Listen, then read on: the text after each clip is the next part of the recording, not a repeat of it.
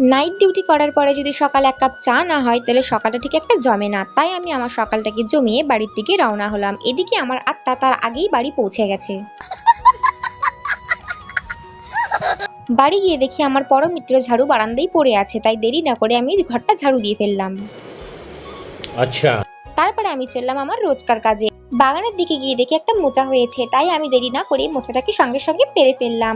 তার কিছুক্ষণের পরে দেখি উঠোনের দিকে একটা মাছ কাকু ঢুকছে। মাছ কাকুকে দেখে মাছ না নেওয়ার ভয়ে আমি পালাতে গেছিলাম, আর কাকু সঙ্গে সঙ্গে আমাকে ধরে ফেলে।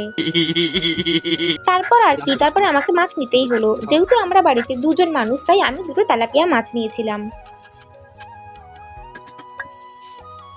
তারপর বেশি দেরি না করে আমি উনুন ধরিয়ে ভাতের হাঁড়ি বসিয়ে ফেললাম। যেহেতু আমাকে মোচা ছাড়াতে হতো, তাই আমি নিজেই বসে মোচা ছাড়াতে শুরু করে ফেললাম। এদিকে মোচা ছাড়াতে ছাড়াতে আমার হাত কালো হয়ে গেল।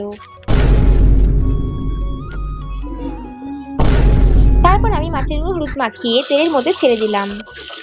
তারপরে পেঁয়াজ আর মশলা ভালো মতন কষিয়ে নিয়ে মাছের ঝোলটাও সঙ্গে সঙ্গে সেরে ফেললাম।